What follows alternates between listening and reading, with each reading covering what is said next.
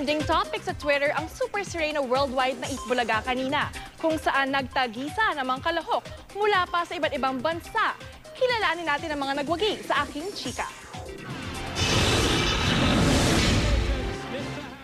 Napaluha sa saya si Miss Sahara ng Nigeria nang itanghal siyang kauna-unahang Miss Super Serena Worldwide ng Eat Bulaga. Napabilib niya ang judges sa taglay na talino, kumpiyansa sa sarili at maging sa ipinakitang talento sa pagkanta. Siya rin na nag-uwi ng Super Serena Miss Talent Award. I will encourage more people to, keep dreaming and keep fighting for that dream to come true because mine came true tonight. I can't believe it. Hindi daw tanggap sa Nigeria ang tulad niyang trans woman. Biktima siya ng diskriminasyon, pananakit at may pagkakataon na gusto na rin daw niyang magpakamatay.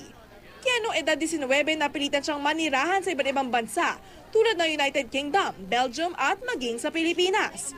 Kaya si Miss Sahara, favorite ng chicken adobo ng Pilipinas. God, balot, I'm scared of it.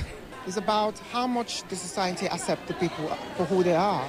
So I find it really inspiring and I hope Nigeria will be like that one day. First runner-up naman si Miss Philippines Trixie Maristela na pangarap maging artista at makatambal si primetime king Dingdong Dantes. Marian, alagaan mo si Dingdong kasi pag hindi, may ibang mag-aalaga sa kanya. Second runner-up naman ng 5'11 beauty na si Miss Venezuela Isabela Santiago.